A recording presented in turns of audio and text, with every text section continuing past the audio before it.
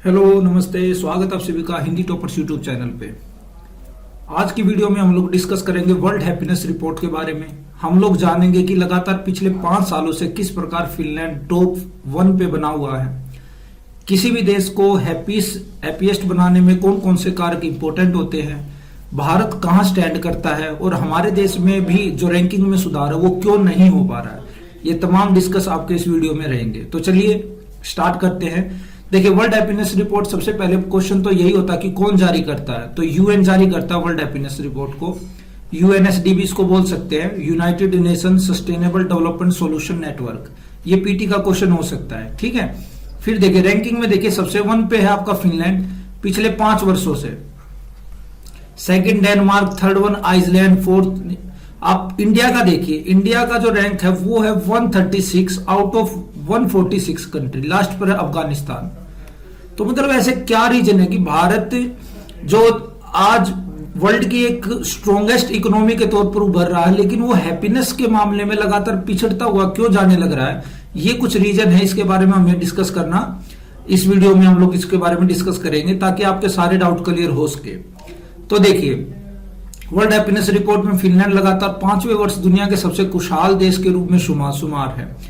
खुशहाल जो ये वर्ड आया, हैप्पीनेस जो ये वर्ड आया, अब हैप्पीनेस की परिभाषा हर व्यक्ति के लिए अलग अलग हो सकती है। मान लो आप कहो कि अगर आप मंथ का 1 से 1.5 लाख रुपया सैलरी कमा रहे हो तो आप कह सकते हो कि आप हैप्पी हो, ठीक है। आप कोई व्यक्ति अगर 50,000 रुपए कमा रहा है तो वो भी खुद को कह सकता है कि मैं भी हैप्पी हूं, ठीक। लेकिन अब ये जो 1 लाख रुपए सैलरी कमा रहा है, लेकिन इसको आप हार्ट रिलेटेड कोई इश्यू है या ऐसे इन्वायरमेंट में रह रहा है जो पोल्यूटेड है, या वो एक ऐसे पॉलिटिकल सिस्टम का एक हिस्सा है जो भ्रष्ट है, जहां पर सरकारें उथल पुथल होती रहती है, कोई सरकार बन गई कोई सरकार गिर गई, जहां पर उसको अपने बच्चों की एजुकेशन को लेकर किसी भी प्रकार का कोई फिक्स मापदंड नहीं है। कभी भी स्कूल बंद हो सकते हैं, कभी भी स्कूल खुल सकते हैं। अगर ऐसी है तो अगर वो 1 लाख रुपए कमा भी रहा है तो वो अपने आप को हैप्पी नहीं कह सकता। वहीं दूसरी तरफ अगर कोई व्यक्ति 50,000 रुपए भी कमा रहा है मंथ का, और वो एक ऐसे सिस्टम का हिस्सा है जहां पर आपका प्रोग्रेसिव इन्वायरमेंट है, हेल्दी इन्वायरमेंट है, स्कूल अच्छे तरीके से एजुकेशन सिस्टम स्ट्रोंग है और गवर्नमेंट भी पूरी तरीके से स्टेबल है, तो ट्रांसपेरेंसी है, तो वो आदमी क्या कहेगा कि 50,000 कमाने के बावजूद भी मैं खुद को हैप्पी महसूस करूंगा। तो हैप्पीनेस के पैमाने सबके लिए अलग हो सकते हैं। ये देखिए, Finland the happiest country in the world. इसके बाद बात करते हैं, लेकिन कुछ लोग हैं जो अभी भी ये समझ नहीं पा रहे होंगे कि भाई ऐसा क्या है फिनलैंड में कि लगातार वो पिछले 5 साल से लगातार टॉप पे बना हुआ है। कोई ना कोई तो रीजन होगा ना जो उसको सबसे अलग करता है। नहीं, क्योंकि बात देखिए, कुछ भी बात जमाने में कोई नई बात नहीं होती, लेकिन कुछ तो ऐसा होता है, अंदाजे बयां होता है जो हर बात को नई बात कहता है। तो फिनलैंड में कुछ तो ऐसा होगा जो उसको पूरी दुनिया से यूनिक करता है। तो यूएन वर्ल्ड हैप्पीनेस रिपोर्ट में 146 देशों को उनकी खुशी के स्तर पर रैंक किया गया। प्रत्येक देश में लोगों को अपने जीवन को 10 कदम की सीढ़ी, मतलब 0 से 10 के बीच में पॉइंट दिए जाते हैं। किसके द्वारा? यूएनएसडी के द्वारा। और इसमें बताया जाता है कि जिसका 0 वो बिल्कुल लो है, उससे फिर बढ़ता चला जाएगा, जो 10 पे वो रैंक नंबर 1 पे आएगा। चलिए, अब वर्ल्ड हैप्पीनेस रिपोर्ट में कुछ पैमाने होते हैं, क्योंकि जो खुशी होती है, जो हैप्पीनेस होती है, वो तो पर्सन टू पर्सन वेरी करती है। पर्सन टू पर्सन वेरी करती है। कोई व्यक्ति पैसे को इंपॉर्टेंस देता है, कोई व्यक्ति फैमिली को इंपॉर्टेंस देगा, ठीक है। किसी व्यक्ति को केवल और केवल पैसा चाहिए, तो किसी व्यक्ति को दोस्त चाहिए, फैमिली चाहिए। ऐसा नहीं है कि उसको पैसा नहीं चाहिए, उसको बस सस्टेन करने लायक पैसा चाहिए, बाकी वो अपना हैप्पीली अपने इन्वायरमेंट में अपना जीवन गुजर बसर कर लेगा। लेकिन कई होते हैं जो हाई तोबा मचाए रखते हैं कि मेरे को इतना पैसा चाहिए, उतना पैसा चाहिए।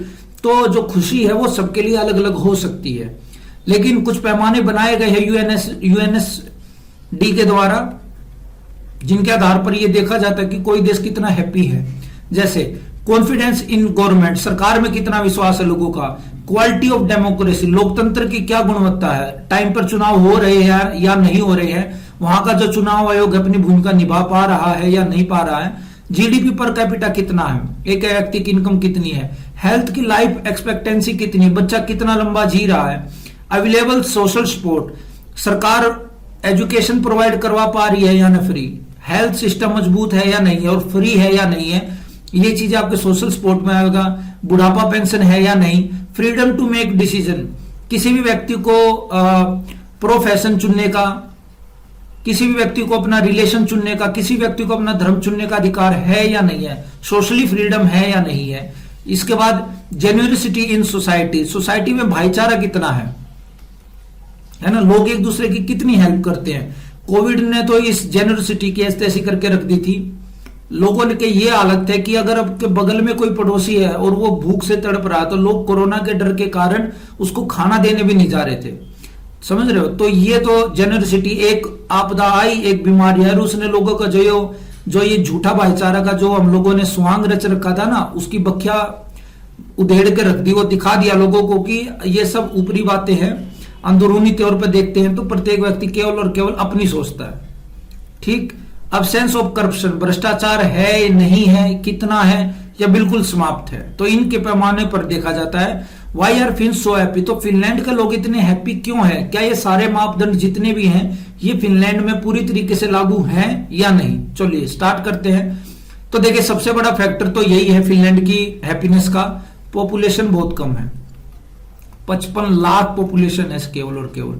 अब भारत के साथ जब हम लोग कंपैरिजन करते हैं तो सर 130 करोड़ पब्लिक और 55 लाख पब्लिक, ये तो जमीन आसमान का फर्क है। यहां तो कुछ मतलब आप कंपैरिजन कर ही नहीं सकते। दूसरी बात, यहां की आप लोग देखिएगा, डेंसिटी देखिए, 1 किलोमीटर स्क्वायर में कितने लोग रह रहे हैं, तो सर केवल और केवल 18 लोग 1 किलोमीटर में रह रहे हैं। और भारत में ये क्या पैमाना आपका 382 पर किलोमीटर स्क्वायर, 382 व्यक्ति 1 किलोमीटर के अंदर रह रहे हैं। तो ऑब्वियस सी बात है, जब इतने व्यक्ति एक निश्चित एरिया में रहेंगे तो उनके बीच में कुछ ना कुछ वहां पर अपराध, किसी न किसी प्रकार का संपर्क, किसी न किसी प्रकार की खींचतान होगी ही होगी। लेकिन जब 18 लोग इतने बड़े एरिया में रहेंगे तो वहां पर क्या होगा, वहां पर भाईचारा बढ़ेगा, क्योंकि लोगों को एक दूसरे की जरूरत पड़ेगी, क्योंकि और कुछ तो साधन है ही नहीं। अब 18 व्यक्ति है, एक व्यक्ति का घर मान लो 200 मीटर है, एक व्यक्ति का घर 800 मीटर पे है, बीच में कुछ भी नहीं, सुनसान में है, तो 200 के पास जब 800 के पास जाएगा 200 मीटर वाला आदमी, तो उसको बीच में क्या चाहिए, उसको सिर्फ लोगों का सपोर्ट चाहिए। जबकि भारत में क्या है कि आप कहीं पर पत्थर फेंक दो, किसी न किसी के ऊपर लग ही जाएगा, ठीक है। तो ये रीजन है पहला। तो सेकंड रीजन देखिए, जो वहां के लोकल लोग हैं, जो पॉपुलेशन है वहां की, वहां वो डेमोक्रेटिक जो सिस्टम उसके ऊपर पूरी तरीके से बिलीव करते हैं, प्रॉपर मतदान में अपना योगदान देते हैं, मतदान का अपना जो अधिकार है उनका वो समझते हैं। जबकि हमारे इंडिया में क्या होता है, 500 रुपए और एक पौआ या आधे की दारू की चक्कर में लोग अपना वोट बदल देते हैं। लोग अपने भविष्य का, अपने बच्चों का भविष्य सिर्फ और सिर्फ वोट के नाम पर इसलिए दे देते हैं कि भाई हमें तो कोई धर्म से रिलेटेड कोई काम हो गया। ऐसा नहीं है कि धर्म से रिलेटेड काम नहीं होने चाहिए, बिल्कुल होने चाहिए, लेकिन इसके साथ साथ आपको अस्पताल भी बनवाने चाहिए, इसके साथ साथ आपको स्कूल भी अच्छे करने चाहिए, इसके साथ साथ आपको जो लोगों को रोजमर्रा के जीवन में परेशानियां आती है, गलियां हैं, सड़कें हैं, ये भी आपको सुविधाएं प्रोवाइड करानी चाहिए। धर्म रहिए, धर्म रहना भी चाहिए, अच्छी बात है, लेकिन ये जो मूलभूत सुविधाएं हैं इनसे लोगों को वंचित नहीं किया जाना चाहिए, इनकी टाइम पर आपको डिलीवरी करनी चाहिए, यह सरकार की जिम्मेदारी है। अब फिनलैंड की संसद में महिलाओं की संख्या के आधार पर फिनलैंड दुनिया में सबसे अच्छा शासन देता है, मतलब यहां की संसद में जो वुमेन है वो सबसे ज्यादा है, ठीक है। अब भारत में आप देखिए 1996 में से हम लोग कह रहे हैं कि लोकसभा में हम लोग महिलाओं को 1/3 आपका रिजर्वेशन देंगे, लेकिन अब 2022 आ चुका, आज तक भी ये जो नियम है ये लागू नहीं हो पाया, ठीक है। तो फिनलैंड दुनिया का सबसे स्थिर देश है, वहां पर किसी भी प्रकार का सरकार का तख्ता पलट या उथल पुथल नहीं होती है। दूसरा, शासन और स्थिरता की गुणवत्ता के अलावा फिनलैंड सरकारी प्रथाओं की पारदर्शिता में भी उच्च स्थान पर है। जो भी सरकार कार्य करती है उसमें ट्रांसपेरेंसी भी हाई क्वालिटी की है, ठीक है ना। तो एक आम आदमी जाकर प्रधानमंत्री से भी ये पूछ सकता है कि आपने कितने पैसे और कौन सी योजना में लगाए हैं और उसका क्या इंपैक्ट निकल के आया है। तो आप क्या भारत में ये इमेजिन कर सकते हो कि भारत में आप प्रधानमंत्री के पास जाकर डायरेक्ट ये कह सको कि भाई आपने किस योजना में कितना पैसा लगाया है, नहीं हो सकता ना। हाँ, भारत में आरटीआई है, आप आरटीआई लगा सकते हो, ठीक है। लेकिन आरटीआई का भी जवाब 30 दिन में आता है, और कई बार आता है कि सरकार की गोपनीयता के कारण हम लोग जवाब नहीं दे पाएंगे। तो ये चीजें भी आती है। जब प्रधानमंत्री, भारत में जब प्रधानमंत्री जो कोरोना के टाइम पे कल्याण कोष की एक स्कीम गवर्नमेंट ने लॉन्च की थी और लोगों ने उसमें पैसा डाला था, तो जब आरटीआई से उसका जवाब मांगा गया तो मना कर दिया गया था कि हम लोग नहीं बताएंगे कि इस खाते में, इस कोष में कितना पैसा जमा हुआ है। ठीक है, तो ट्रांसपेरेंसी की समस्या कहीं ना कहीं अभी भी बनी हुई है। थर्ड वन देखते हैं, फिन्स। फिन्स का मतलब जो वहां के लोकल पीपल है। फिन्स जो है सिस्टम और एक दूसरे पर भरोसा करते हैं, एक दूसरे के साथ भाईचारा बिलीव करते हैं एक दूसरे के साथ। ठीक है, फिनलैंड दुनिया में सबसे कम भ्रष्ट देशों में से है और 85% फिन सहमत है या दृढ़ता से सहमत है कि वे अपने अधिकांश साथी नागरिकों पर भरोसा करते हैं। अब भारत में तो आप गांव के मामले में देखते हैं हम लोग कि हाँ, लोगों में भरोसा होता है। गांव में लोग अपने घरों की चाबी अपने पड़ोसी को देकर चले जाते हैं, बट शहरों में आप लोगों ने देखा होगा कि ये बहुत कम है, बहुत कम चांसेस है कि लोग अपनी चाबी दूसरे को देकर चले जाएं। तो इसका मतलब क्या कि भरोसे का अभाव है। भले ही शहरों में लोग पायदान के नीचे चाबी रख के चले जाएं या किसी खिड़की के अंदर चुपके से टांग के चले जाएं, ये पॉसिबल कर देंगे, बट अपने पड़ोसी को चाबी देकर नहीं जाएंगे, जबकि गांव में ये है अभी भी। ठीक है, तो इसका मतलब क्या, भाईचारे की कहीं ना कहीं से जो बिलीव की भावना है वो कम है। नेक्स्ट देखते हैं, फिन्स को वास्तव में निर्णय लेने की स्वतंत्रता है। सबसे अधिक राजनीति और नागरिक स्वतंत्रता वाले देशों में फिनलैंड पहले स्थान पर आता है। नागरिक स्वतंत्रता, राजनीतिक स्वतंत्रता। राजनीतिक का मतलब तो आप समझ सकते हो कि भाई मेरे को चुनाव लड़ना है या नहीं लड़ना है, मैं अपना मतदान किसको दूंगा, मैं फ्री हूं। ये तो भारत में भी है। लेकिन बात करते हैं सिविल फ्रीडम की। सिविल फ्रीडम का मतलब क्या होता है, मेरे को किस धर्म का अपनाना है, मेरे को किससे शादी करनी है, महिला से करनी है, पुरुष से करनी है। ठीक है ना, तो ये जो फ्रीडम है ये फिनलैंड में ज्यादा है। भारत भी अभी प्रोग्रेसिव देश है, भारत के लोगों की सोच भी प्रोग्रेसिव, धीरे धीरे जो बंधन थे हमारे वो भी धीरे धीरे टूट रहे हैं। लेकिन क्या है कि समय की मांग के अनुसार उनकी जो स्पीड है वो थोड़ी सी बूस्टअप होनी चाहिए।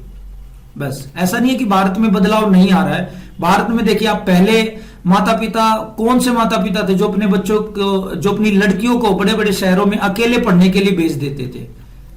ठीक है, 90 के दशक से में जो भी बच्चे पैदा हुए सबको पता है कि नहीं भेजते थे। लेकिन आज के टाइम में देखिए, माता पिता इजीली बच्चों को बढ़ावा दे रहे हैं, लड़कियों को अकेला छोड़ रहे हैं, उनको पढ़ने के लिए कह रहे हैं, प्रोत्साहित कर रहे हैं। तो ये अच्छी चीज है, जो चेंजेस आ रहे हैं।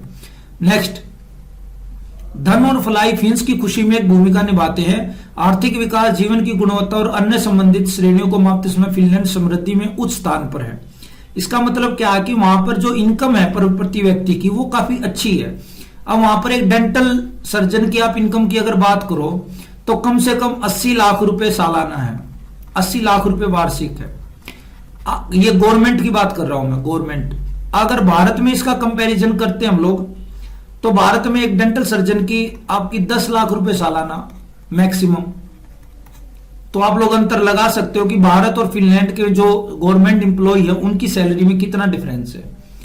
ठीक है, तो इसका मतलब क्या है, फिनलैंड के लोगों की जो इनकम है वो अच्छी खासी है, जिसके कारण वहां पर प्रोस्पेरिटी आपकी ज्यादा है।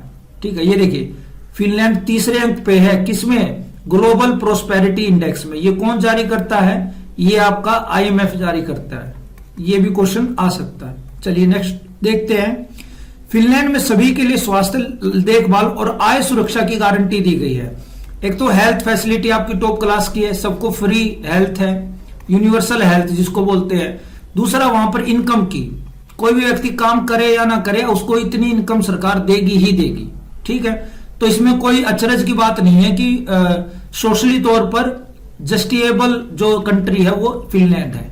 मतलब वहां पर सामाजिक न्याय लगभग प्रत्येक इंसान को मिला हुआ है। भारत में इसका आप लोग देखिएगा कि जो पब्लिक सेक्टर का जो हॉस्पिटल है, जो हॉस्पिटल सिस्टम है वो ज्यादा अच्छा नहीं है ना। हालांकि हमारे जो एम्स हैं और कुछ बड़े जो हॉस्पिटल है वो वर्ल्ड क्लास लेवल के हैं, लेकिन कुछ अभी भी आप ग्राउंड लेवल पर जाकर देखोगे, गांव में देखोगे तो वहां पर हालात इतने अच्छे नहीं है। ठीक है, ये हमें मानना पड़ेगा। इसके बाद देखिए, लैंगिक समानता फिनिश समाज के मूल्यों में से एक है। जेंडर इक्वेलिटी, जेंडर इक्वेलिटी मतलब महिला और पुरुष दोनों समान हैं, ये वहां पर दिखता है हमें।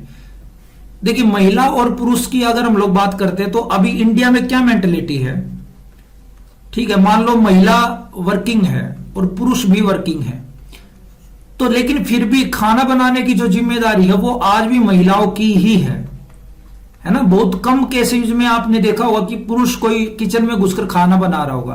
पुरुष अपनी इच्छा से बना रहा, वो एक अलग बात है, बट महिलाओं के ऊपर तो ये सोशल उनकी ड्यूटी है, उनको बोल दिया जाता है कि खाना तो महिलाएं ही बनाएंगी, भले ही वो सेम सैलरी ले रहे हो, सेम पोस्ट पे क्यों ना हो। ये फैक्ट है इंडिया में, लेकिन फिनलैंड में ऐसा नहीं है। अब ये कैसे पता चलता है हमें? ये ग्लोबल जेंडर गैप रिपोर्ट के माध्यम से पता चलता है, और इसको कौन जारी करता है? वर्ल्ड इकोनॉमिक फोरम WEF इसको जारी करता है। इसके बाद देखिए, महिला और पुरुष दोनों समान है, काम और घर में दोनों में ही है। और फिनलैंड विकसित दुनिया में शायद एकमात्र ऐसा देश है जहां माता की तुलना में पिता स्कूली बच्चे के साथ अधिक समय बिताते हैं। ये देखिए, यहां बदलाव है ना, यहां बदलाव, जहां पिता अपने बच्चों के साथ कंपैरेटिवली माता के ज्यादा समय इन्वेस्ट करता है उसकी पढ़ाई लिखाई के टाइम के समय, जबकि हमारे इंडिया में क्या, इसका उल्टा है बिल्कुल, है ना। हमारे देश में तो इतना स्टीरियोटाइप है चीजें, जैसे मान लो पिंक कलर की बात करें तो फिक्स है कि पिंक कलर तो गर्ल्स का ही होता है। भाई कोई जरूरी थोड़ा है पिंक गर्ल्स गर्ल के लिए है, जेंट्स भी ले सकते हैं। ये किसने बना दिया? ये नियम कहां है? कहीं लिखा हुआ है क्या? तो ये चीजें इंडिया में अभी भी जारी है। यहां देखिए, साथ ही 80% पिता सवैतनिक पितृत्व अवकाश पर जाते हैं। मतलब 100 में से 80 जो फादर बनते हैं उनको गवर्नमेंट उनकी सैलरी के साथ उनको पितृत्व अवकाश देती है। जैसे मैटरनिटी लीव दी जाती है, वैसे ही पैटर्निटी लीव भी दी जाती है और सैलरी भी दी जाती है। तो ये एक अच्छा वो है, इंडिया में भी है रूल। अब देखिए, ये बच्चा देखिए, अब इस बच्चे को क्या, हर एक बच्चा ये चाहेगा कि यार हम तो फिनलैंड में ही पैदा हो। अब इसको आनंद की अनुभूति है, ये बड़ा मजे में खुश है। फिनलैंड में क्यों खुश है? क्योंकि फिनलैंड में सभी को समान शुरुआत मिलती है, चाहे वो गरीब का बच्चा हो चाहे वो अमीर का बच्चा हो। वो कैसे? वो इसलिए क्योंकि जो भी बच्चे यहाँ पर पैदा होते हैं तो जो यहाँ की जो गवर्नमेंट है, लोकल गवर्नमेंट है, वो बच्चों का स्वागत कपड़े और शिशु देखभाल उत्पादों के मातृत्व पैकेज के द्वारा किया जाता है। और डिलीवरी से लेकर और प्री डिलीवरी और पोस्ट डिलीवरी तक सारी की सारी प्रक्रिया फ्री ऑफ कॉस्ट होती है, फ्री ऑफ कॉस्ट होती है। तो ये अपने आप में एक बड़ी मतलब खुशी की बात है कि चाहे गरीब का बच्चा हो चाहे अमीर का बच्चा हो, सब एक जैसे इन्वायरमेंट में ही पैदा होते हैं। गवर्नमेंट उनको same playground, same playing field provide करती है। मतलब स्टार्टअप दोनों का ही जो स्टार्टिंग लाइन है दोनों को एक साथ प्रोवाइड कराती है, एक जैसा प्रोवाइड कराती है। ये अच्छी बात है। अब इंडिया में इसका उल्टा है। सरकारी अस्पताल में जो बच्चे पैदा होते हैं उनमें से आप लोग देखिएगा उनकी जीवन की जो जीने की संभावना है वो कंपैरेटिवली कम होती है जो कि बच्चे प्राइवेट हॉस्पिटल में पैदा होते हैं, क्योंकि वहां पर फैसिलिटी ज्यादा है। और जिसके पास भी पैसा होता है वो क्या करता, कोशिश करता है कि प्राइवेट अस्पताल में ही अपने बच्चे की डिलीवरी करवाए। ये इंडिया में फैक्ट है या नहीं है? ठीक है। अब सभी के लिए समान शुरुआत के लिए स्वस्थ और खुश माताओं की आवश्यकता होती है। फिनलैंड माताओं के लिए निःशुल्क प्रसव पूर्व देखभाल और बच्चे के जन्म पर लगभग 1 वर्ष का सवैतनिक मातृत्व अवकाश प्रदान किया जाता है। मतलब कि गवर्नमेंट, ये इंडिया भी करती है, इंडियन गवर्नमेंट भी हमारी करती है, 2 साल तक मैटरनिटी लीव ले सकती है मदर, है ना, उसमें वेतन भी मिलेगा। लेकिन ये जो नियम है ये केवल और केवल गवर्नमेंट इंप्लॉय के लिए है, प्राइवेट इंप्लॉय को ऐसी सुविधाएं नहीं मिलती। ये यहां है इशू। प्राइवेट इंप्लॉय जो है, प्राइवेट क्षेत्र में जो महिला काम कर रही है उसकी तो जॉब ही चली जाती है अगर वो बच्चा डिलीवरी करती है तो। ये मोस्ट ऑफ द केसेस में ये हमें देखने को मिलता है। लेकिन फिनलैंड में ऐसा नहीं है, चाहे प्राइवेट जॉब हो चाहे गवर्नमेंट जॉब हो, मदर को आपको मैटरनिटी लीव विद सैलरी आपको प्रोवाइड करनी ही पड़ेगी, कम से कम 1 साल की। अच्छी बात है ना। चलिए, अब समानता का अर्थ शिक्षा की समान पहुंच तक भी है। अब एजुकेशन भी बच्चों को एक समान मिलनी चाहिए। जब आप जन्म के समय इक्वालिटी दे रहे हैं तो जन्म से लेकर आदमी जब एजुकेशन की फील्ड में उतरता तो तब तक भी तो आपको इक्वालिटी देनी पड़ेगी ना। तो फिनलैंड ऐसा करता है।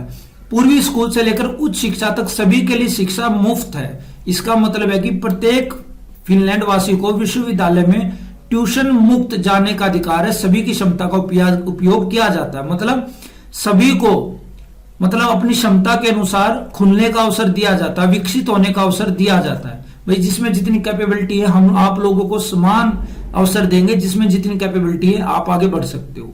ये फिनलैंड का मॉडल है, ठीक है। तो देखिए इस वीडियो में हम लोगों ने डिस्कस कर लिया कि फिनलैंड आज तक टॉप 1 पर कैसे बना हुआ पिछले 5 सालों में, और भारत हमारा कहीं ना कहीं क्या रीजन है जो भारत पीछे है, ठीक है। तो जब आपको बताना होगा तो आप इन तमाम जो हम लोगों ने डिस्कस किए इसमें से पॉइंट निकालकर आप लोग बता सकते हैं। प्रीलिम्स के लिए आपके लिए ये फैक्ट इंपॉर्टेंट हो सकते हैं, जैसे ग्लोबल जेंडर गैप रिपोर्ट आपका वर्ल्ड इकोनॉमिक फोरम जारी करता है, यूएनएसडी कौन सा इंडेक्स जारी करता है, भारत को कौन सी रैंक मिली है, ये क्वेश्चन आपके प्रीलिम्स ओरिएंटेड हो सकते हैं, ठीक है। तो चलिए आज के वीडियो में इतना ही है। आई होप आप लोगों को ये वीडियो अच्छी लगी होगी, और पूरे हिंदी टॉपर्स फैमिली की तरफ से मैं आप लोगों से ये अपील करूंगा कि आप लोग इसको ज्यादा से ज्यादा फैलाएं, ज्यादा से ज्यादा बढ़ाएं, ताकि और लोग भी इसका बेनिफिट उठा सके। और जो भी चैनल पर विजिट करे तो प्लीज लाइक, सब्सक्राइब और शेयर जरूर करें, ताकि रीच बढ़ सके, ताकि लोग और ज्यादा हमसे जुड़ सके। लोगों के पास, जिनके पास संसाधन नहीं है उनको संसाधन मिल सके, अच्छी क्वालिटी की आपकी एजुकेशन जो है उनको भी मिल सके, क्योंकि उनकी ये भी उनका अधिकार है, ठीक है। तो थैंक यू वेरी मच, मिलते हैं आप लोगों से नेक्स्ट वीडियो में। तब तक अपना ध्यान रखिए, खुश रहिए, व्यायाम योग वगैरह करते रहिए। Thank you very much, have a nice day.